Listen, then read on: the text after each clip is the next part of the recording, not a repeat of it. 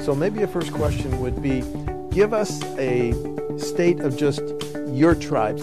Madison has just been designated in December, Truax Field, as the home of F35A. Doctor, can you start? Give us an overview.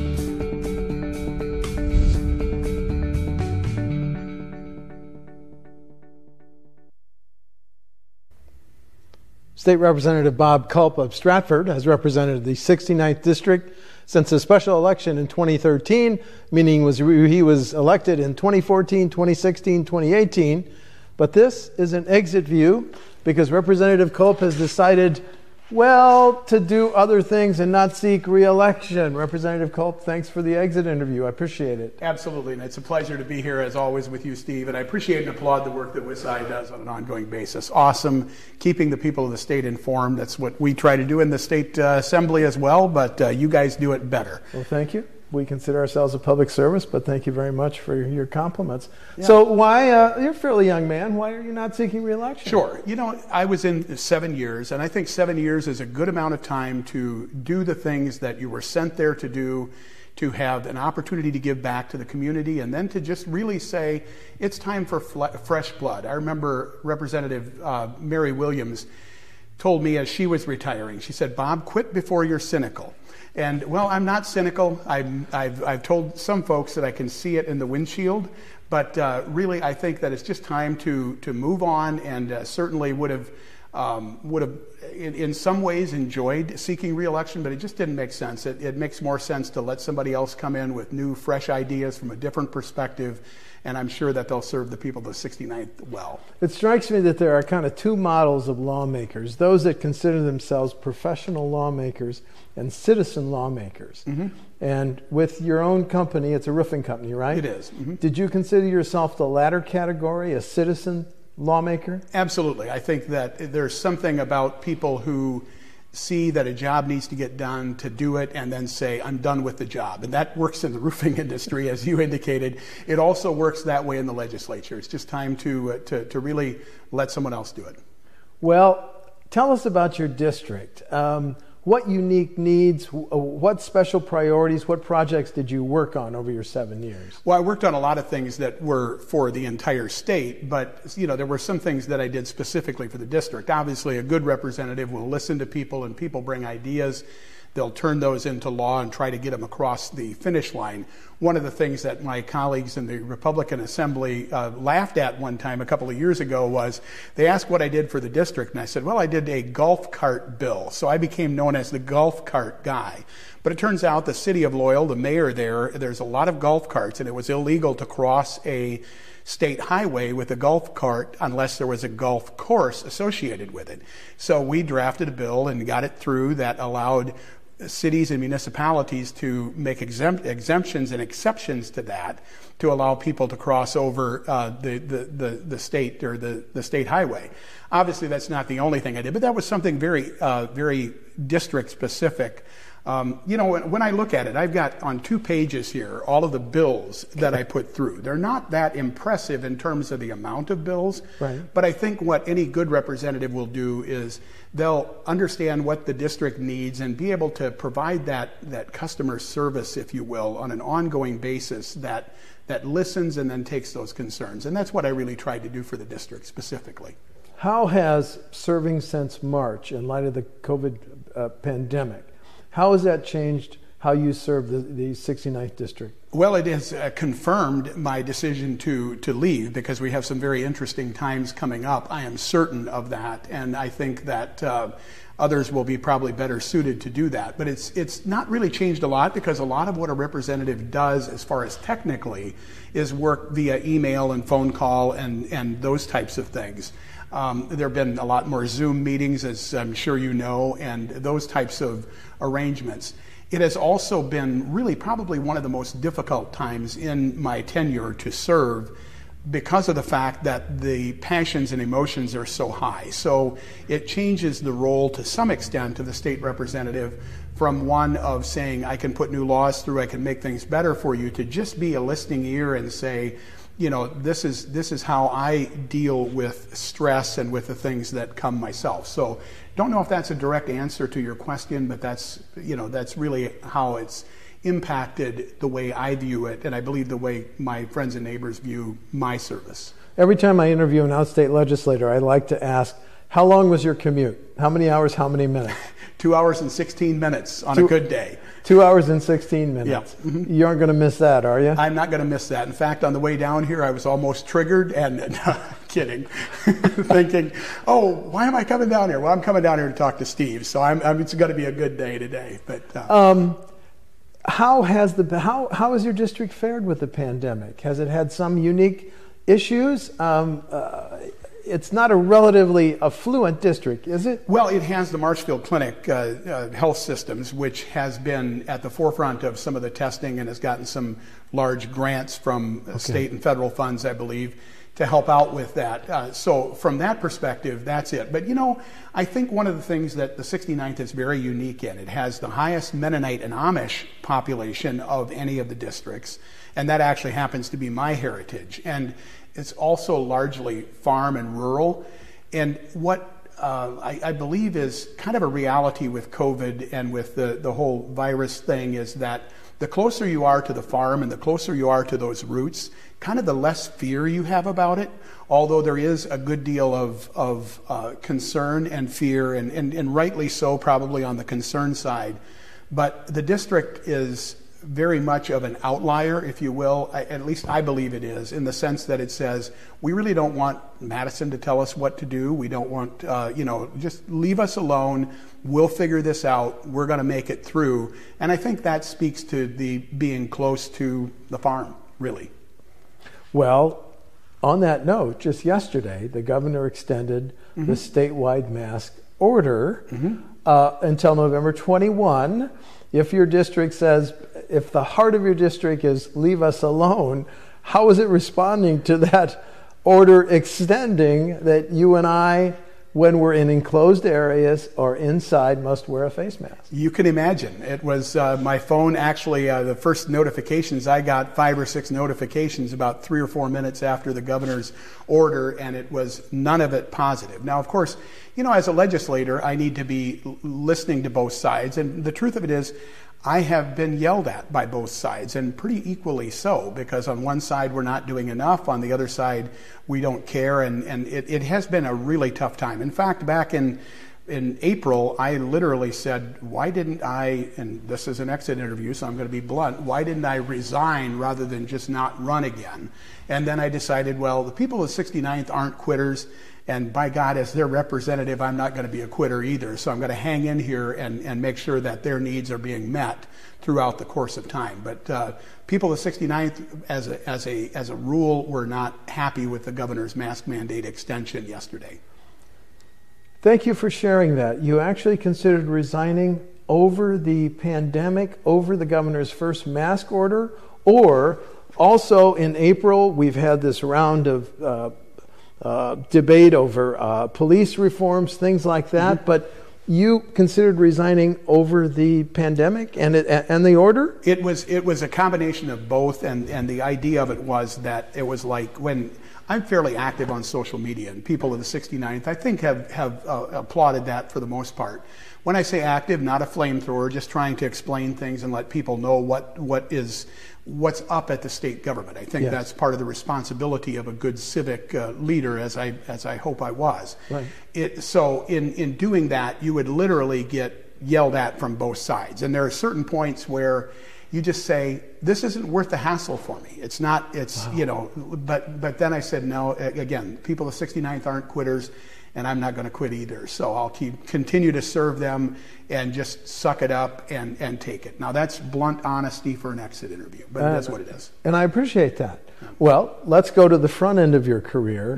When there was an opportunity to run and you ran, why did you decide to, you've got a successful business, why drive 2 hours and 16 minutes several times a week to come down to this beautiful building, but often frustrating building? Yeah, and I could answer that any number of a couple of different ways. I could give you the vanilla answer, I could give you the down and dirty answer, and I'm really still torn as to which one I'm going to give you. Let me give you the hardest one first. And it's that I actually, This sounds goofy to say, but there was actually probably something in my psyche that said I needed this for me, in the sense of I need to prove that I can do it. Obviously, there's always the thing of how can I help people, but one of the reasons why it was easy for me to say after 7 years I'm done is because, you know, I've done some pretty deep soul work, if you will, and spirit work and mind work over the last number of years, and come to grips with really why I'm motivated to do the things that I do. And I don't need that anymore from I have arrived, I have achieved. I believe that, this is blunt honesty, but I believe that my Heavenly Father will say to me, well done, whether or not I've been in the state assembly. That's the deep answer. The real answer, the other answer is that I saw that the people of the 69th really were looking for someone they could relate to, and someone that could, you know, be alongside of them in the trenches, be their advocate. I saw the opening and I saw the need there, and I said, I think I can do this. I think I can be that representative. So two answers to one question. That's why this interview is going to be cut off after 20 minutes, and you won't be able to ask me the really hard questions. Well, I'm going to keep trying. In 7 years, the toughest issue that for you in terms of yes, no, nuances, just the crucible issue for you, Bob. The one that I advocated for the hardest, or the one that was the most difficult? Let's talk about both. Well, we'll talk about the one that I advocated for the most, and that was the Dyslexia Study Committee that I chaired, the Legislative Council Study Committee on Identification and Management of Dyslexia. Yes. That was incredibly rewarding, and the reason it was rewarding is because of the people that served on the study committee, the people who came and testified, and there's still a ton of work there that needs to be done. We went from 3rd to 33rd in rank among the states from 99, or from the mid-90s to 2017, 2018. That's a problem to me, and something that we need to address. And 3 to 33rd? 3 to 33rd, and we actually slipped further than that in the last test. 3 to 33rd in what category? Providing services to those with dyslexia? In fourth grade reading scores. In fourth grade reading scores, our mean scores didn't actually drop until the last year or two, but other states did other innovative things, and they leapfrogged over us. So we went in rank from 3rd to 33rd. Why?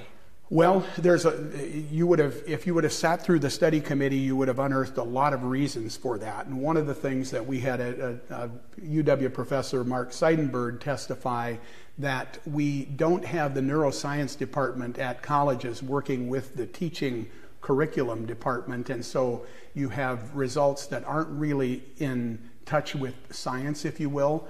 That's one side, and there's a lot of other things that enter in there. But Dyslexia Study Committee, definitely one of my top moments and times, because of the interaction with the great people, and also because of the concern. Was it the cry of your heart because you or a member of your family has wrestled with that, dyslexia? I have 7 kids, and 3 of them were never diagnosed with dyslexia, but my wife was also a dyslexia tutor, but she kind of moved on to other things.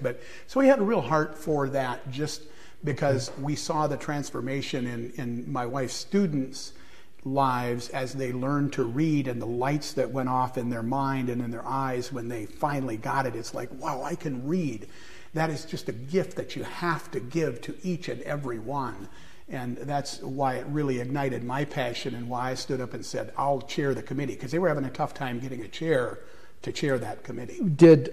Were you able to make a difference on that issue as a result of the study committee? Were you able to get things passed through this sausage factory that's our capital? We made a good first start. We passed, and the governor signed into law earlier this year a guidebook that will be put together by DPI, as well as the Teachers Institutes, as well as the dyslexia community, to put a guidebook together just as a bare minimum resource. And then I had a number of other bills that we had hearings on that I believe there will be people that will pick them up and take them in the next session. That certainly is my hope. But yes, I believe that we moved the ball as far as I expected it to move. Okay. Unfortunately, it needs to move a lot. So that was probably your biggest joy and satisfaction and achievement. Yep. What was, you remember the most frustrating, difficult vote that you cast over 7 years, or the most difficult issue for you? It was probably not a difficult issue from a moral and a belief system perspective, but the special session after the election a year and a half or 2 years ago was difficult because I had family members who were on one side of the thing telling me, you know, Dad, you don't know what you're doing here. And I, of course, as far as when we slightly limited the power of the governor, and so to be able to articulate to them that the Reference Bureau and Ledge Council still say we have the most powerful governor of the 50 governors as you look at them, and that this is a matter of balancing the power, and we should have done it potentially when we had a Republican governor. But to be able to articulate that to family members who were diametrically opposed to that was really probably the most difficult time for me personally. It wasn't a difficult vote, and I got to tell you, after 7 years, I haven't taken a vote that will, as I go to bed at night, will haunt me at all, because I believe that, you know, the perception is that down here in Madison we walk in lockstep. Well, you know, 85% of last session's bills were passed unanimously. So often we walk lockstep with the entire legislature because it's the right thing to do. But I've never been coerced by anyone in leadership that I have to vote in a certain way. And that's the perception that sometimes is given, that because we vote on the sticky topics the same way, we are, you know, being told what to do or coerced. That has never happened to me.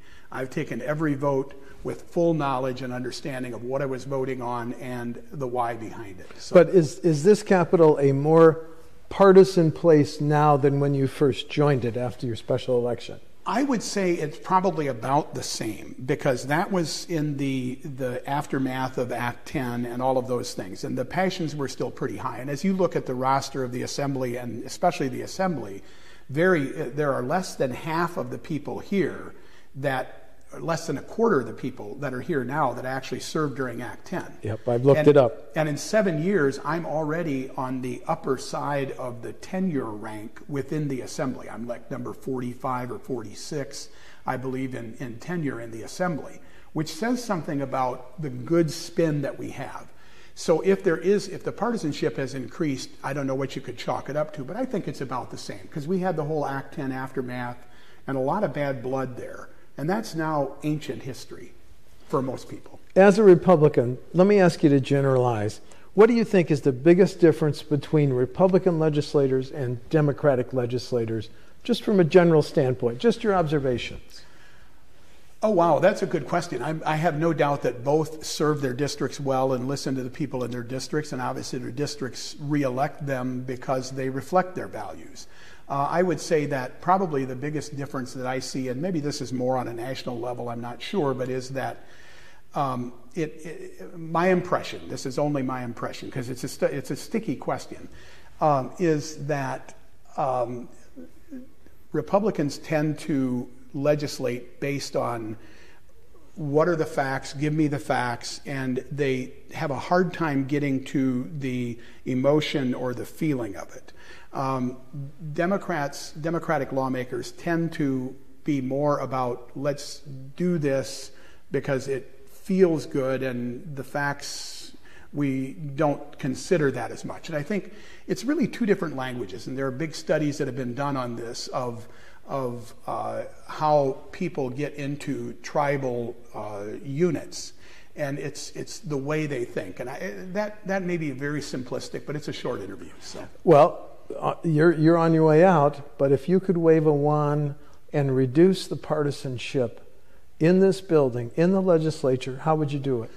I would do it by, if there would be a vaccine that everyone could take, that would make them understand that the other person has the best heart and the best mind that they can put to it, and that's what they're doing. They may not be agreeing with you, but just the whole thing of human dignity and the essence of how to, you're a person of worth, and I value what you're saying, and I'll carefully consider it. If there were a vaccine that would increase intellectual honesty and intellectual curiosity, I think it would be awesome. I don't think it would get any takers, but I think it would be an awesome thing to do. The rumors that Republican legislators and their staffers are told, don't socialize with Democratic legislators, Democratic staffers, are they true? Is that still true? I have never heard that way. I've actually heard it the other way.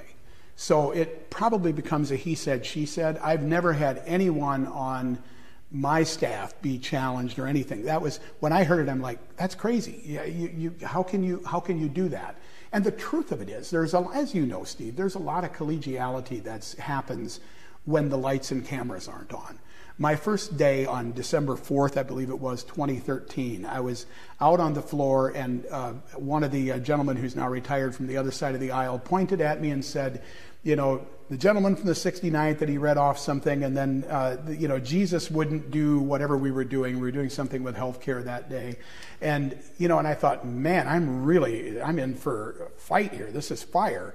Then we get back in the assembly parlor, and he sidles up to me and starts talking, just the nicest guy in the world. And I'm like, okay, what kind of a time warp morph did I just hit? And the truth of it is, it's lights and camera in the assembly session and when you're talking to the news, because that's what you have to. But there's a heck of a lot more collegiality that goes on than the general public will ever really know. And I think that's something that I'd like to let the public know. So there's a lights on game face, and then there's a whole different collegiality when the lights are off? That's been my experience again and again and again.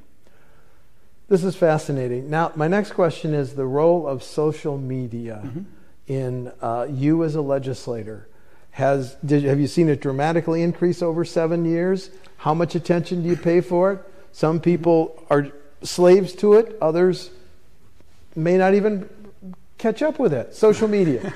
Well, I suppose I was probably a slave to it early on. I mean, I had been very active on social media for 5 or 6 years prior to getting in the state assembly, and I was always very careful about my tone and what I said, and to make sure that I frame it, because I thought at some point I might be in the public eye. And even then, it's who I am. It's the core of who I am.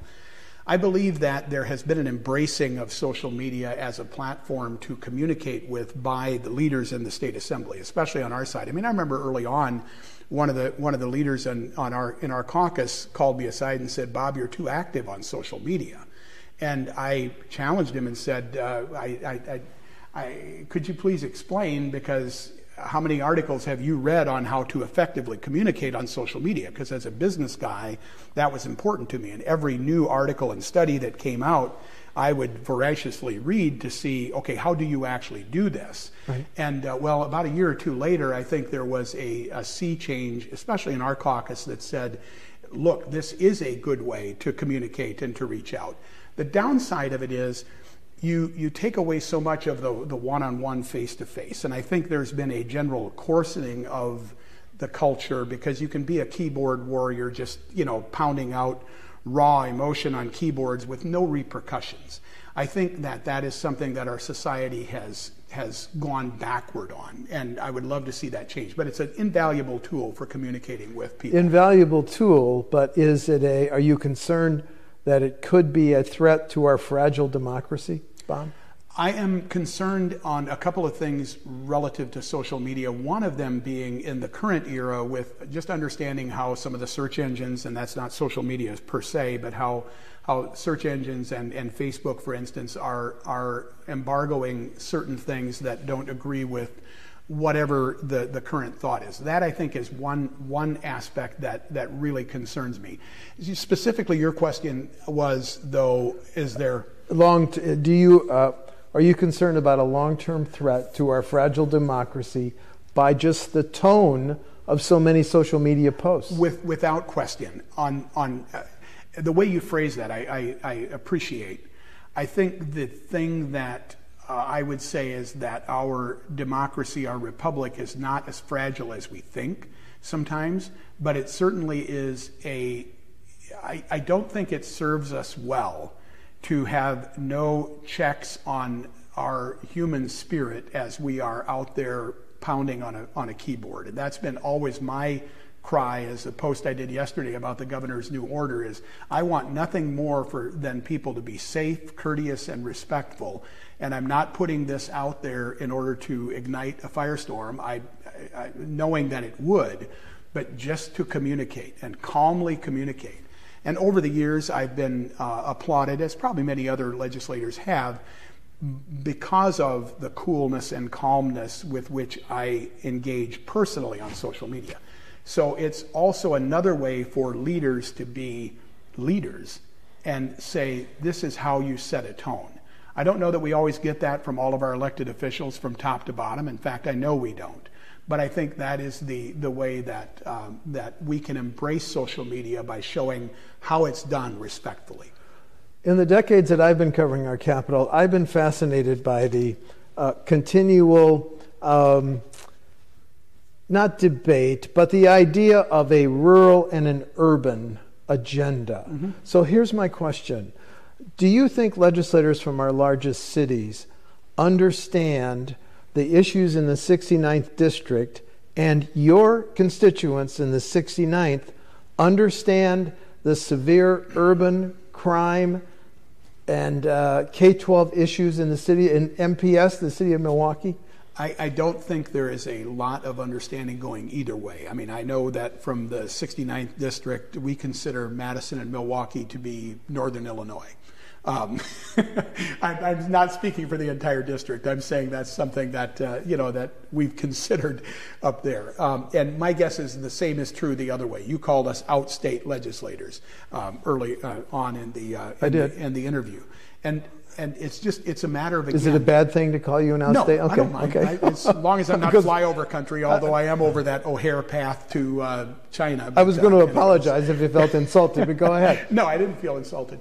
But I think that again, it comes back to we're speaking two languages. We see things from at least two different perspectives, different worldviews, different things that have shaped us. And I think that there have been some good efforts that I think the speaker put together a couple of years ago, and I'm trying to remember. I know Bob Gannon, who's now passed away, served as one part of it, and possibly Jason Fields as another part of it. They were co-chairs. Yeah, a group of that went out to try to kind of figure out aspects of that.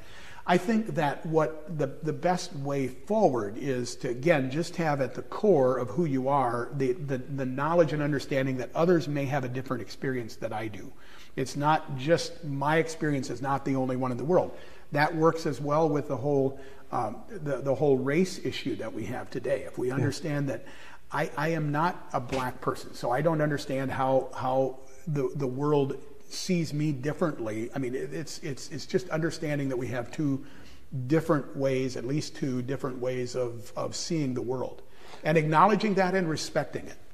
Did you ever have a chance to go to the inner city of Milwaukee and talk to those legislators about the violence, about the achievement gaps, about the fact that 60% of MPS high school students don't graduate? Have you had a chance to walk in their shoes a little bit? I did not, and I could have, and I should have. There are, as you know, a lot of things that vie for legislators' time, and so I didn't. But and I suppose I just saw that as something that was an insurmountable mountain, and so decided to not engage in that and put my efforts into areas that are more engaged. I hope that leadership continues to do that and continues to foster those kinds of things and get people with passion from the rural areas to see what it's like in the inner city, and to get people with passion from the inner cities to be able to understand the rural piece. So I'll leave that work to someone else. If you'd have given me that idea 7 years ago, goodness knows, maybe I would have followed up on it, Steve, and I'd have a good report for you. But for right now, no. Well, okay, let me ask it this way. Mm-hmm. The Milwaukee Democratic legislators who represent some severe urban issues, what three things do they need to understand about Assembly District 69? They need to understand that, broadband is a huge deal out in our neighborhood, and also that people in a very red district like the 69th are very much of independent, individualistic, people that don't like to be told what to do. And I think that's a strength of character. It's the whole idea between communityism and individualism. And I think that in the cities, you have to think more from a what's good for the community perspective versus the farmer who's out on his field equipment or with his cows. And even if he's a large farm, he's a pretty independent, individualistic person. And just that's another way of putting that difference. You ask for three things. The three things are, the third thing would be just come up and visit. And again, I know that invitation would likely be very open on the other side. But we're one state, and we're an amazing state. But we have a lot of difference in the way we see things and approach things. Your constituents in the 69th District, are they concerned that the 4-year MPS Milwaukee Public Schools high school graduation rate is only 60%? I have not, to my recollection, had anyone in the 69th concern themselves with that. Okay. Because of the fact that although, we're one state and we all have a shared good or peril that can come, but in our district we're more concerned about how to get the kids from a huge rural school district from one point to the other, and it's kind of what affects me is what is my concern. Yeah, and I want to pay attention to that. The needs of the rural schools, are they in even tougher shape now than when you joined the Ledge in 2013? I would say not. From what I have experienced and heard from the superintendents, in fact, I recall superintendent from the Wausau district school, not a constituent of the 69th, but remember riding a plane with her 3 years ago now, when we were putting together the last Walker budget, and I just said, "Hey, what about that budget?" And she gave me thumbs up. I mean, this is good. And what we've done in terms of putting money into education in the rural districts and across the state has really been helpful. The first 2 years when I was in, all I heard about was, we don't have enough money, we don't have enough money, we don't have enough money from school districts. Okay. And I have not heard that the last couple of years. Now, could be they just got tired of asking, but from conversations that I've had, they are what we poured into the educational system across the state has really been helpful. Has the increasingly tough political discourse and the gridlock in Washington and the finger pointing in Washington, have you been frustrated by it, and did it play a role in your decision to not seek re-election? One of the things that I did when I became elected here was I saw how on occasion the news is covered in this building, and I realized that if it is as fraught with inaccuracies here, if the same thing is true on the national scale, and I'm sure it is, and even more so potentially, I actually tuned out of the national news 7 years ago. I mean, I would read headlines, but I was a voracious channel news guy. I mean, it was all about staying in touch. Well, they repeat the same story again and again. They give you what they want you to hear, no matter if it's MSNBC, CNN, or Fox. I mean, it doesn't matter where they're at on the spectrum. So I really can't say that had any impact on my decision to not run again. My decision to not run again was personal, as I said before, okay, as well as the fact that I've outlived my usefulness at a certain point. But nationally, are you concerned that we are so divided, so polarized? Are you worried? In January you'll be a private citizen, mm-hmm. But are you worried that this polarization threatens the fabric of our democracy? I am very concerned about that, and you put it a good way. I mean, I'm in tune enough. When I say I tuned out out of the national news, I just didn't run Fox or CNN on a loop like I did before, because that just really served to depress me and make me want to scratch my eyes out, and I'm not good at doing either one. So it was. I believe that unless we have an aha moment that says, wait a minute, as a culture, let's not go down this road any further. That I don't know that there's any stopping it. I know that sounds hopeless. And I'll just say this, I've been pretty transparent here, as a Christian, as a Jesus follower myself, it's a cause for concern and prayer for me on an ongoing basis, that we find our moorings, that we find who we are as a people, and respect other humans, even if they have different decisions, that we drop the coarseness. And of course, one side is always going to point to a particular leader, and right now it happens to be our president, to say, well, all of this started with him. No, coarseness and political division started long before that. It started, I mean, just like murder happened with, if you believe the scriptural story, with Adam and Eve's first kids. I mean, it's Cain and Abel. You know, here you are. You can't, if you want to, you can always find someone to blame, or you can try to be a part of the solution. And as I move into the next phase of my life, that's one of the things that excites me about continuing to be somewhat in, not the public eye in an elected office, but I've developed a lot of relationships with a lot of people who've come to me with some of their inner turmoil, some of their angst as to where they're at, not only personally but with their families and things. And I see that as a, if you will, a ministry for me to say, let's find what our moorings are, and let's have an aha moment that says, wait a minute, do we really want to do this? Is this where we want to end up? I don't know that that'll happen, but that's my constant hope and prayer. Well, as a Republican, I assume you support President Trump. I'm not going to ask you about that, but do you wish President Trump would not tweet as much, or perhaps be president in a lower key style? How's that for a... Well, you know, that's awesome, and a great way to ask the question. You've obviously been listening to my private conversations with my friends. Yes, I wish he would tweet less and be less incendiary. I've said that for 5 years, and that really is the reality.